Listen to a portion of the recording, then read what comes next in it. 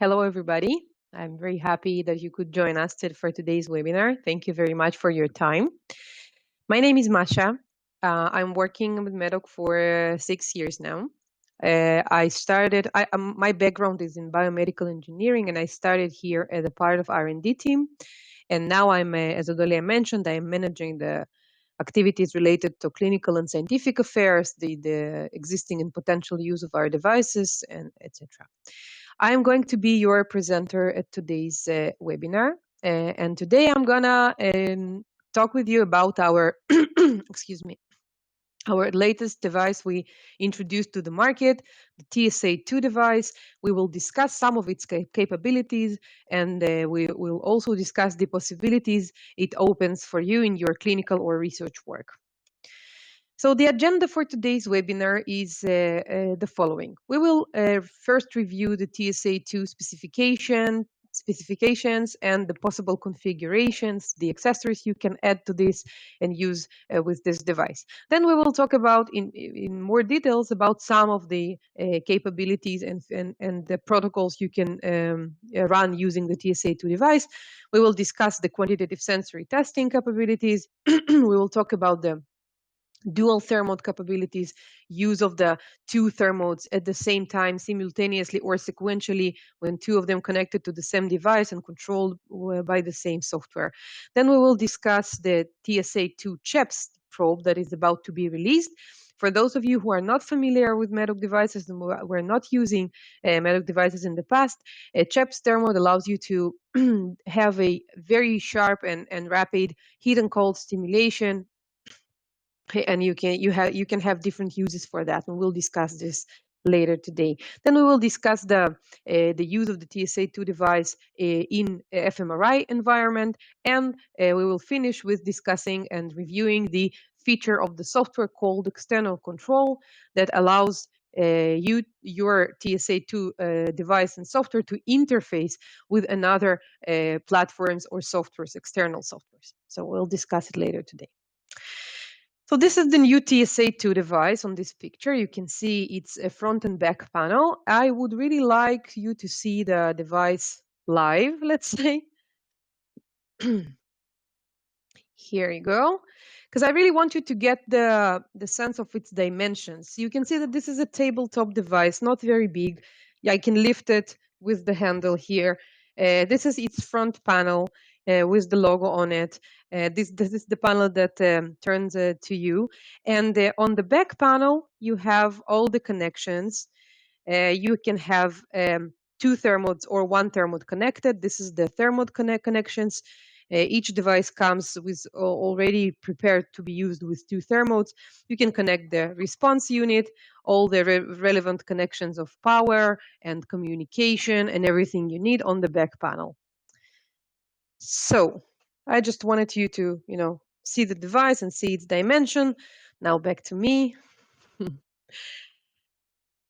So the new TSA-II system is really our latest advance and latest device we released to market, and it's a portable and robust device, and its software and hardware capabilities really allow you to do almost every thermal stimulation you can think about, starting from the very simple QST, very simple standard quantitative sensory testing, and up to very, very sophisticated and complex research protocols, having your thermal stimulation working together with different types of other stimulations and tasks.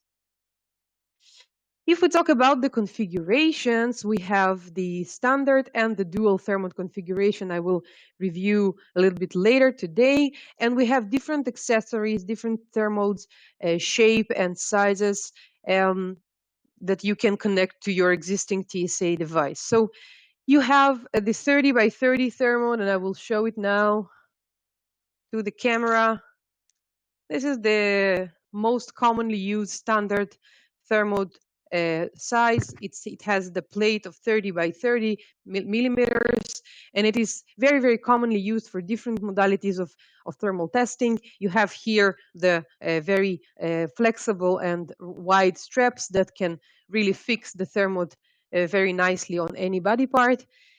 This is the thermode that is usually used for quantitative sensory testing, as recommended by the DFNS, German organization, who has this standard QST protocol. We also have the 16 by 16 thermode, smaller side of the thermode. It is used commonly for testing smaller body areas, differentiating between several points on the same limb or at the same dermatome. Also, it is commonly used for testing children because you need smaller surface sometimes. Both 30 by 30 and 16 by 16 thermodes comes in fMRI configuration, so you can have them in fMRI configuration and work with them in fMRI scanner. We are very soon going to release the CHEPS and CHEPS fMRI thermodes, and I will discuss later its capabilities. But as I mentioned, they can be used to have very fast and rapid thermal stimulation.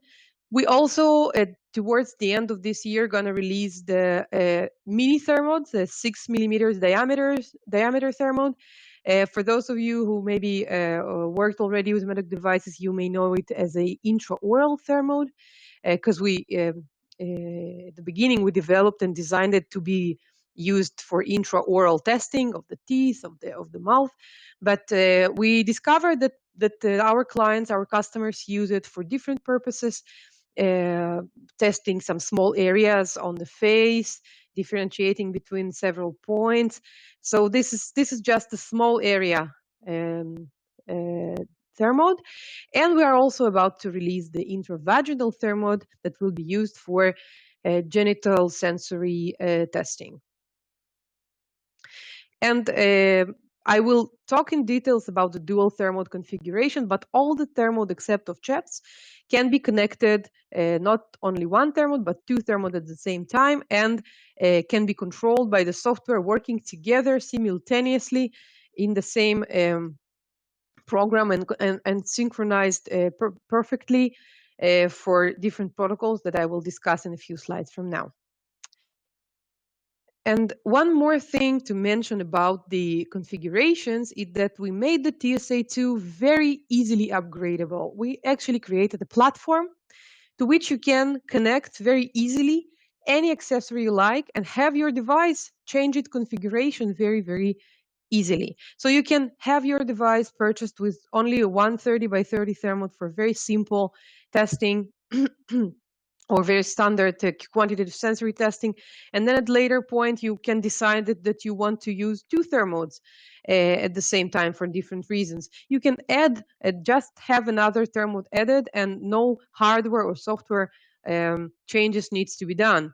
Just adding the accessory. Same for CHEPS, for example. If at some point you would like to add to your protocol evoked potentials or temporal summation or different protocols that require fast simulation, you can always purchase the CHEPS thermode, add it, connect it to your existing device, and just have it working. Same for fMRI accessories, no changes in hardware, software are needed, and for different thermode shapes and sizes.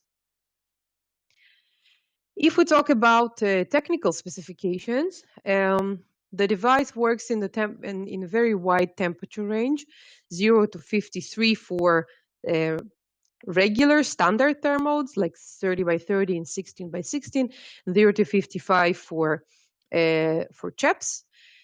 The temperature rates are up to 13 for standard thermals and up to 70 degrees per second for CHEPS, as I mentioned, very rapid stimulation.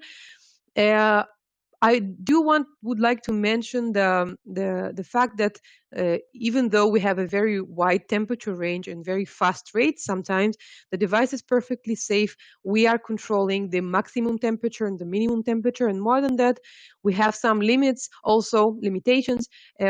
Controlling the maximum duration you can stay at extreme temperatures. So we're not only controlling the fact that you cannot go very high and make any damage to the tissue. You can't stay for very long at 52 degrees or 51 degrees. And this is all to make the device safe to use and make sure no damage to the tissue of the subject or a patient is done. For those of you who are familiar with the thermal testing, you can see that the stimulation methods that are allowed in this device are standard limits, levels, TSL. You have pulses for the sharp stimulation. You have ramp and hold with which you can build different protocols. You have the very nice VAS search protocol that allows you to find the temperature that causes a specific level of pain in this specific subject or patient. And you, of course, have the dual thermode program, which allows you to combine two thermodes together and have them working together. Our devices are all CE and FDA approved, of course, and for those of you who are coming from countries in which local registration is needed and some local regulation is needed to be fulfilled, we also have local regulation certificates for different countries. So if you have any doubts or hesitate about it, you can contact us and ask, and we will let you know the regulatory information about our device. So let's start reviewing some of the capabilities, some of the features of our device, or our TSA-II device. First of all, let's talk about the quantitative sensory testing, the very standard and commonly used protocols that we know that many of our customers are doing.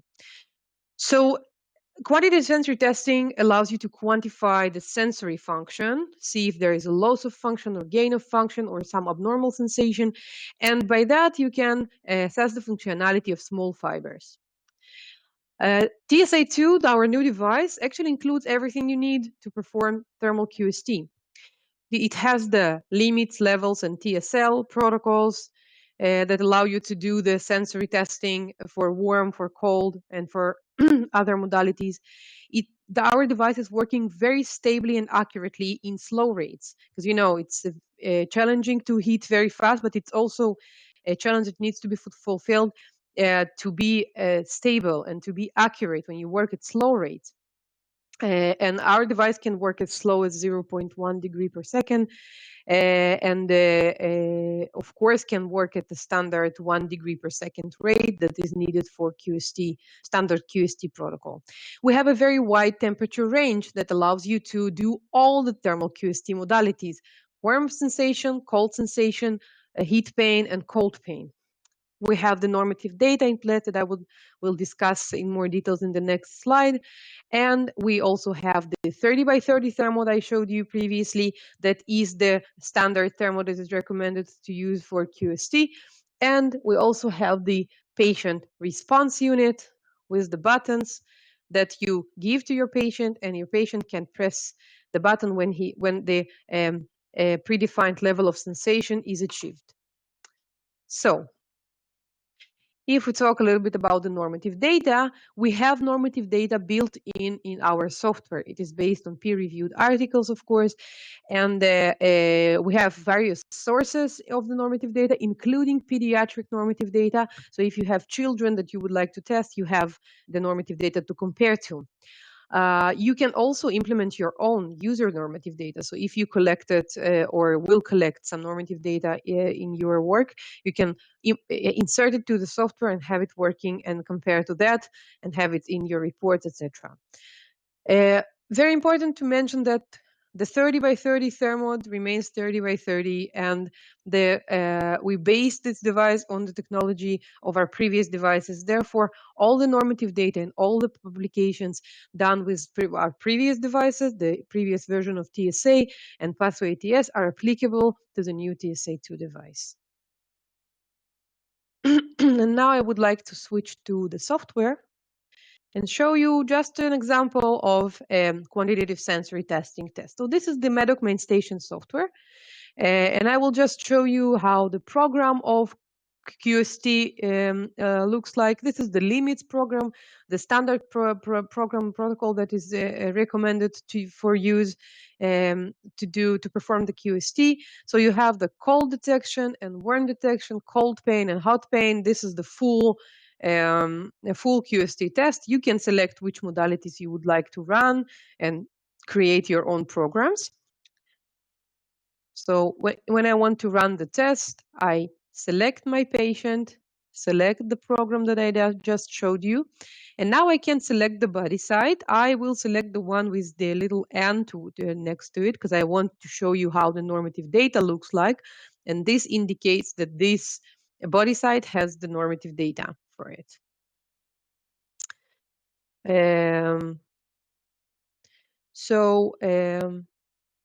You can see the limits program on your screen now. This is the cold detection threshold test. This is the warm detection threshold, cold pain, and heat pain. You can see that for the cold detection and warm detection, you have the normative data already displayed on the screen for this specific age group, for this specific dermatome. So when I start the test, you will see that the temperature will start from the baseline, start going down, and the patient will stop with pressing the yes or no button on the response unit. Patient will stop the stimulation when the required level of sensation is achieved. For cold detection threshold, the instructions for the patient will be, please press the button when you first feel the temperature changing from neutral to cold. And we repeat this stimulation several times, just to have the average, because this is a subjective test, so we want to make it more accurate by averaging several repetitions of the stimuli. And this is the worm detection, and you give instructions very common to the previous modality, just when the temperature turns from neutral to warm. Of course, you can have, and you can configure your program so it will stop after each modality. Now I'm not doing it just for the sake of saving time, but you can of course configure it so the program will stop after each modality and will wait for you to trigger it to start. And you can make a pause, give the subject the instructions, make sure the subject or the subject or the patient feels all right, understands all the instructions, knows what is expected from him, etc. So now I'm testing the cold pain, and now the instructions will be, please press the button when you first feel some painful sensation.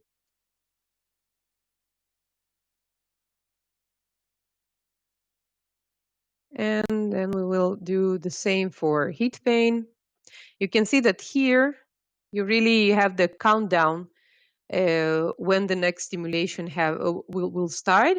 Of course, the patient does not see the screen and does not know when the next stimulation will be starting. And you can actually ask the software to randomize the time between the stimulations to reduce expectation influence on the results of the quantitative sensory testing test. So I will just finish the last two stimuli we have left. By the way, if any of you have any questions, I will, in a few slides from now, I will have time for questions in the middle of the presentation, and then I will also give time for questions at the end of the presentation. So feel free to type your questions right now in Q&A area, and I will try to get to as many of them as possible in the middle and then at the end of the presentation. So you can tell that the test has ended, and you can see in statistics, you can already see the average for each modality. You can see the standard deviation, and you can see if the testing was done good, or you want to repeat maybe only the cold detection threshold. Everything is possible, and you can save your results. If you want, you can add some comments to them, and you can print the report and have it filed to the patient file. You can see here we use the normative data, so you can see the comparison of the normative data, the patient data, the program details, the body side details, and all the statistics here. Many things are configurable. So if you have any questions about if this or that can be done, just let us know, and we will help you with what you need. All right. So I'm switching back to the presentation, and we will now discuss the dual thermode capabilities. So in addition to using one thermode, you can use two thermodes at the same time. And what benefit does it has for you? You can first of all perform the CPM test, conditioned pain modulation test, in which you test the pain inhibits pain paradigm and the inhibitory pathways integrity of our body. So you can have two thermodes working together. One of them is the test stimulus, and the second is the conditioning. And you can see if the presence of the conditioning stimulus inhibits the pain caused by the test stimulus. You can, of course, perform another dynamic thermal testing modalities, other dynamic thermal testing modalities. You can do the thermal grill stimulation, in which one thermos is heating and one is cooling, and you see how it influences the pain perception of the subject. You can enlarge the stimulation software by having two thermals, one next to the other. And in addition, you can have the two thermals connected to different body sites and stimulate one body site and then stimulate another body site without needing to change the setup, because you have two thermals. You can really shorten the time of your thermal testing protocol by that. How you do this? So first of all, you create a program for one thermode, for the main thermode. Then you create a program for the second thermode. So you control the shape of the stimulation and how it should be synchronized for main and for the secondary thermode. Then you combine them in dual thermode program. You can use the looking glass icon to check the synchronization to see if the thermode, if the stimulations for main and for the secondary are synchronized well. And then you are ready to go. You can use this dual thermode program you created to have the two thermodes working together. And now I will switch to the software again and show you the dual thermode capabilities and how it works. So I created before the webinar the program for test stimulus. And you can see that here you have, I'm doing now something like the CPM test. Of course, there are different ways to do CPM. This is just one of them. So you have the test stimulus for the first time. This one will be given without the conditioning stimulus. We're going to 46 degrees and staying there for 30 seconds. And then we will give the exact same stimulus combined with the conditioning stimulus. And you can have the looking glass and see that you have the two exact same test stimuli. And then I created a program for conditioning thermode, and I asked it to go to 10 degrees because I want it to be a cold pain stimulus. And you can see that this is how it looks like. If you are experienced, by the way, some delays, we have this reported by participants in previous webinars.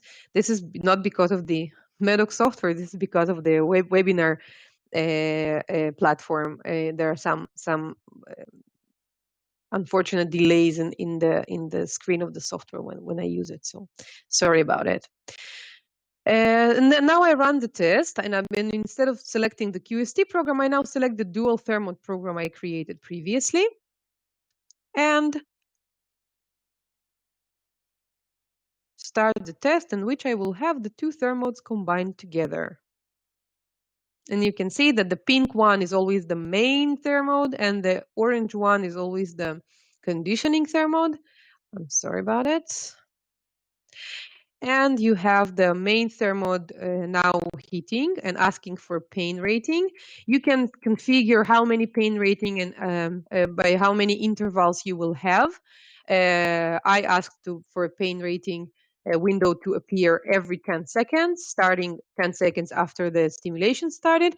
You can really play with it and have it at any points you like. So and now both thermodes are at the baseline, and you can see the countdown for the main thermode and the countdown for the secondary thermode. So the secondary thermode will start cooling in 20 seconds, and then right after it, the main thermode will again do the same test stimulus, but now combined with the conditioning and you can and you will see how it looks like.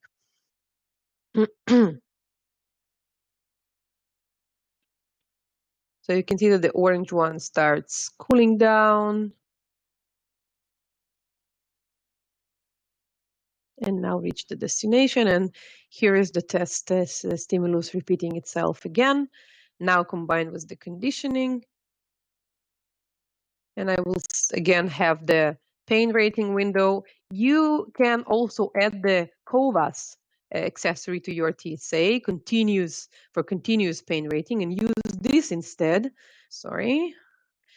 And see that I'm now using some COVAS-like feature, and you see the pain rating really on the screen. So you can decide to use COVAS and not the pain rating at specific points. It's up to you.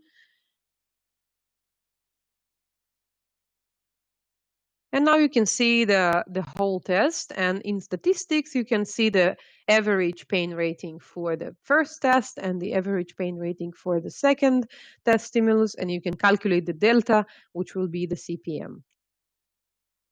Just wanted to show you how it looks like in the software and how it works.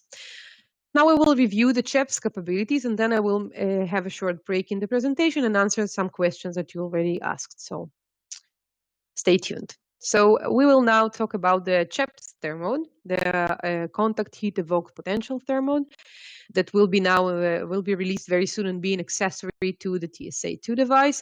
And it will allow you, first of all, to perform the contact heat evoked potentials test, in which you combine your thermal stimulation with EEG device and record the brain reaction to the rapid and painful stimulation you give to your patient.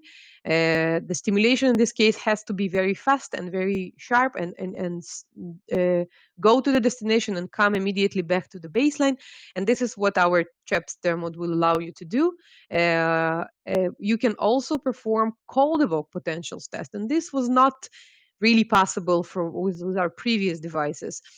Pathway device could go CHEPS thermode of pathway device could go as low as 30, and with some specific adjustments maybe to 20, but it allowed some cool stimulation, but not really cold stimulation. Now the CHEPS thermode will work in really cold temperatures and will allow you to do some cold pulses in pretty fast rate, and it will allow you to record the brain reaction with EEG to cold stimulation to assess the A delta fibers functionality. And you can also use the fast rates for protocols like temporal summation, phasic temporal summation.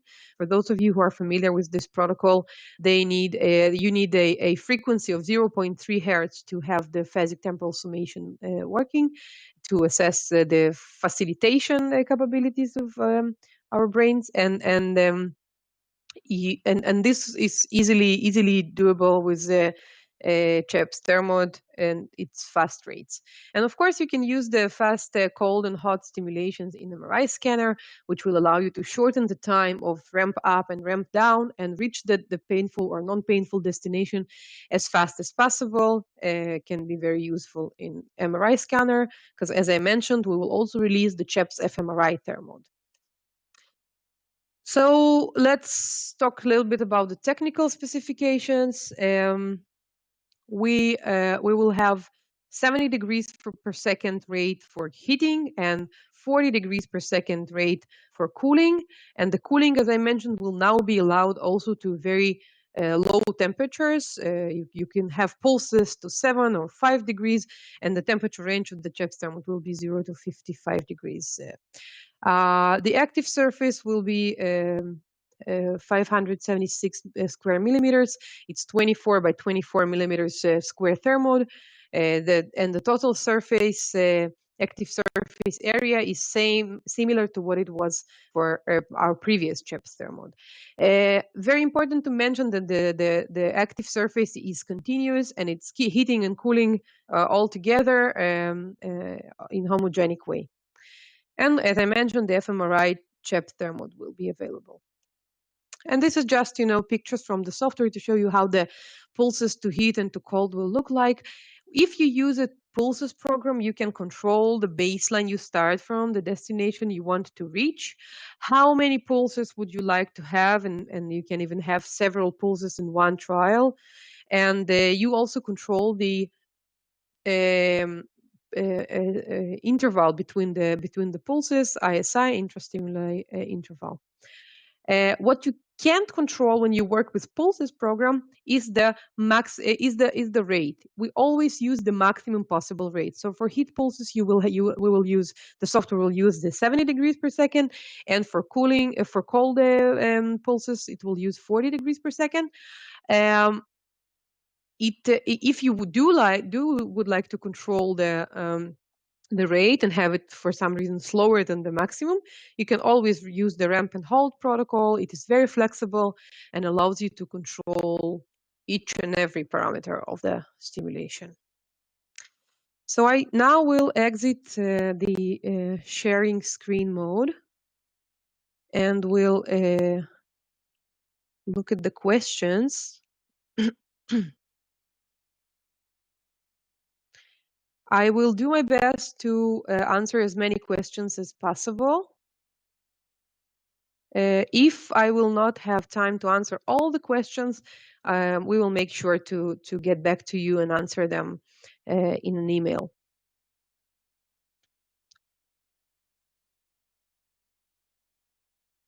What normative data is used for the TSA-II? Is this still the same normative data that was implemented in TSA previous model? Yes, it's the same normative data. We have the normative data based on Yarnitsky paper from the 90s, and we also added several more normative data sources. One is for adults from, I think, 2015, and one is for children based on paper assessing and collecting normative data in children. So this is the normative data we have. There is a question about replacement details for all TSA model. Caroline, I will make sure that we will get back to you in an email, because it seems like a specific question that relevant to you, and we will make sure to answer it privately. All right, so these are the questions we have until now. I will share my screen again.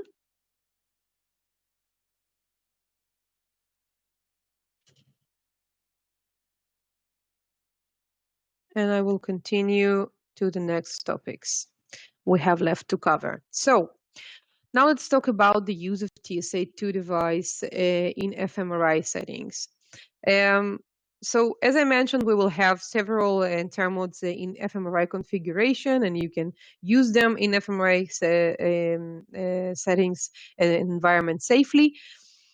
What benefits does it have for that can, and possibilities it opens for you to in your research or clinical work? So you can use the high rates to reach the destination very fast. As I mentioned, for the CHEPS thermode, for example, and also for TSA-II 30 by 30, 16 by 16, you have faster rates to work with. You have the 13 degrees per second rate for the standard thermode, and 70 and 40 degrees per second rates for CHEPS.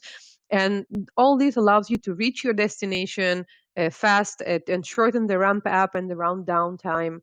It can be very useful in the scanner. You can use the TTL in and out triggers to have your TSA-II device synchronized with the scanner. You can have the scanner sending TTL in to the TSA-II device, triggering the beginning of the test, the beginning of the trial, or the beginning of the sequence. You can decide at which point you would like to have TTL in being a trigger for starting the stimulation. You have the dual thermode capabilities in the scanner, and this is actually pretty novel. It wasn't possible with our previous devices, and as far as we know, there's none of the devices out there. you can use two thermodes at the same time in the scanner. So it's for the first time possible to have dual thermode CPM, condition pain modulation test, in the scanner. It is possible to have one thermode on one hand and the other one on the second hand, and without the need to change the setup, stimulate them sequentially, one after the other. And you can, of course, use the external control feature I will review at the end of the presentation to have your thermal stimulation being a part of a complex experiment in the scanner, having other stimulations in place, for example, or some tasks, etc. And I will again go into more details in a few slides from now. So if we look at the TSA-II fMRI capabilities, as I mentioned, we will have 30 by 30, 16 by 16, and CHEPS thermodes available in the scanner, in the configuration of fMRI. You can use two 30 by 30 or two 16 by 16 thermodes simultaneously in the scanner. As I mentioned, CHEPS thermode can't work in dual thermode configuration. You need both electrical connectors to connect the CHEPS. It needs more power, so you can connect only one CHEPS thermode at a time. The testing of the fMRI thermode was performed and completed successfully in 3 Tesla and 7 Tesla scanners. We demonstrated in our testing no artifacts, no negative effects of the thermode on the thermode performance, and no safety concerns. So it's safe and to use the thermodes in the scanner, and it should not affect not the thermode behavior and not the image quality. And just to show you, give you, just a short review of the setup. So you have the long fMRI thermode. It's always longer than the regular one because you need it to reach the scanner and reach the hand or the leg or any other body part of the patient. So you have the long thermode, and all the thermode passes through the waveguide, and you only have this D-type connector that needs to be connected through the penetration panel to this part, and that this part will be inside the control room and will be connected, will be connected to the TSA device with the electrical connector. And this is actually the filter. For those of you who were using or are using Medoc devices in the scanner right now, you know this large filter that you needed to install in the penetration panel. So we improved it here, and we now have the filter built in our in the thermode, and you have this D-type filter connector, and this is all you need to have connected in the penetration panel. So if you look at the schematic setup here, you can see that the whole thermode goes into the scanner. You have the thermode head in the scanner. The thermode with its water connectors passes through the waveguide to the TSA, and this small electrical cable is connected through the penetration panel. The D-type connector connects here and goes directly to the TSA-II. So you can see that the preparation you need to make in the penetration panel are really minor. You just need to connect the D-type connector through that. And last but not least for today's presentation is the external control feature I would like to review. So this is the software feature, software capability that allows your Medoc main station software that controls the TSA-II device to interface and to be controlled by external computer programs or software.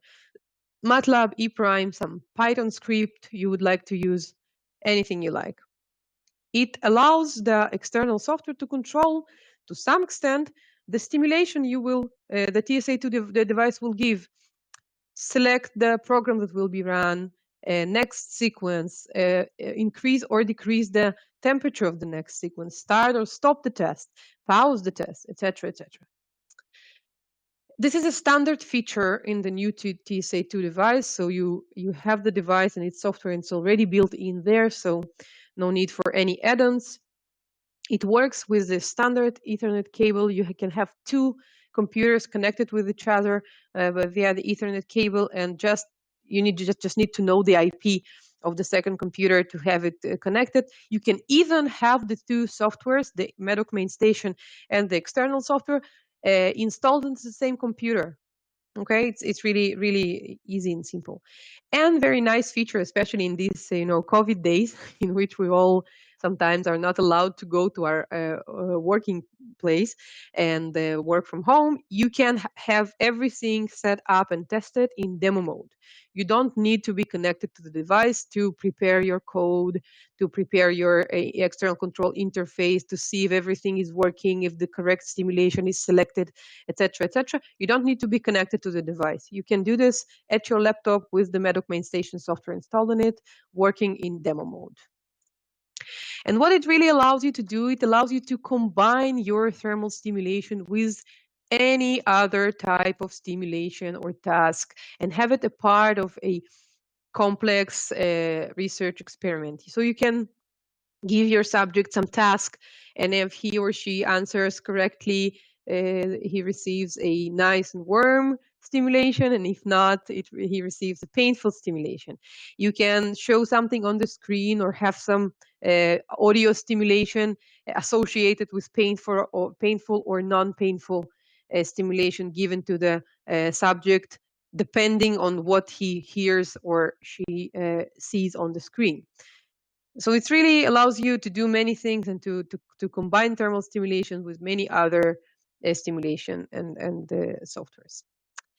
And the workflow is pretty simple. It's really a short overview, and I just would like to mention that we are planning to have a webinar dedicated to external control feature, and we will let you know when this is going to happen. So stay tuned. For those of you who find this feature relevant for their work, you will have more details at this webinar. We will go deeply into the details and show how it works, and maybe show some short example of the code running, etc. And we will also have a dedicated webinar for CHEPS capabilities. So stay tuned, stay with us, and we will invite you to our next webinars.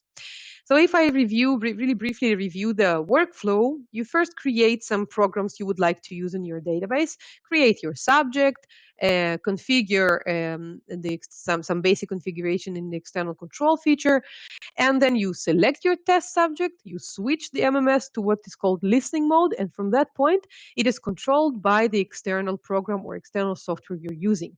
And the external software sends some 8-bit commands to the Medoc main station software, and by that controls the stimulation. So it can start the test and pause the test and trigger the test.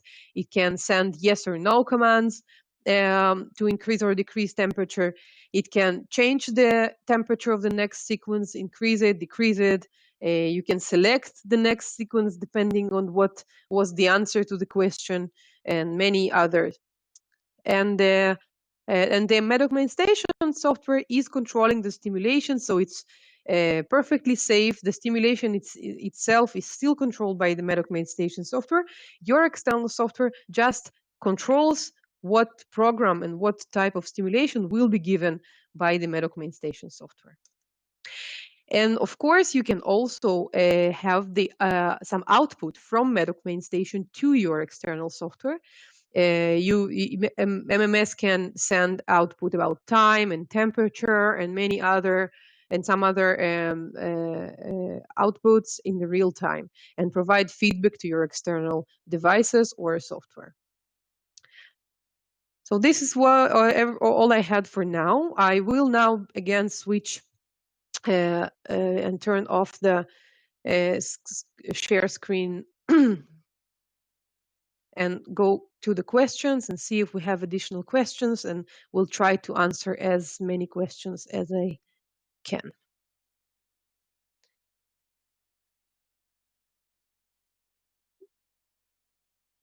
Is it possible to move the limb which is attached with the thermode? I'm not sure if you're referring to in the scanner or outside the scanner. Outside the scanner, of course, you can move the limb. The thermode is connected with the very elastic straps, and it's no problem.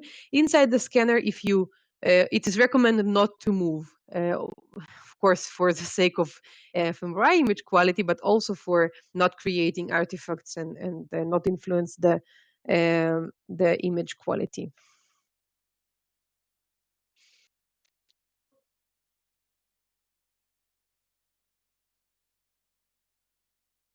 I'm just reading some questions. Are the heating cooling rates of TSA-II sufficient for temporal summation? So for phasic temporal summation, of course, the best selection will be the CHEPS thermode because you have very fast rate there and you can use them without any problems. We do know about people who successfully are doing the phasic temporal summation with 30 by 30 thermode with 13 degrees, but you need to use increased baseline because you will not be able to start from low baseline and it's not fast enough. So if you increase the baseline and have this, shorten the ramp up and ramp up time by that, you can build some temporal summation protocol.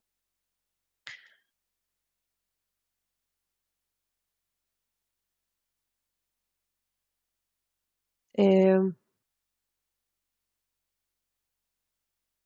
can the external device specify the target temperature and the duration during the experiment via 8-bit command?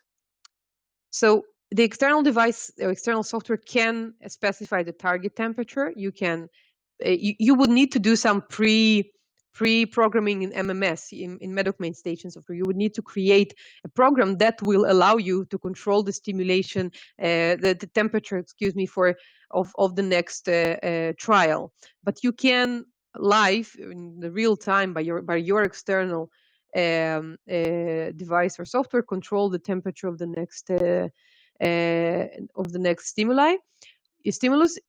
Regarding the duration, if you will create a program that has many sequences of different duration, you will be able to select the correct sequence, but you will need to pre-program different durations, and you will not be able to do some programming in the MMS, on the go. You will need to do this before you start control it with your external software.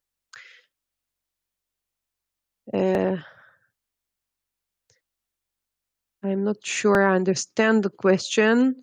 I will get back to you, Lee Min-seong, about this question about the release of air. How to use the CHEPS function? It is actually pretty easy. You have the CHEPS thermode. You can even add it to your existing TSA-II device if there are some people in the audience that have TSA device, TSA-II device already. You can have the thermode, purchase the CHEPS thermode and just connect it to your existing TSA device. You will need to have the two electrical connectors connected and only one pair of water connectors, and you will be able to use the CHEPS thermode with your existing device.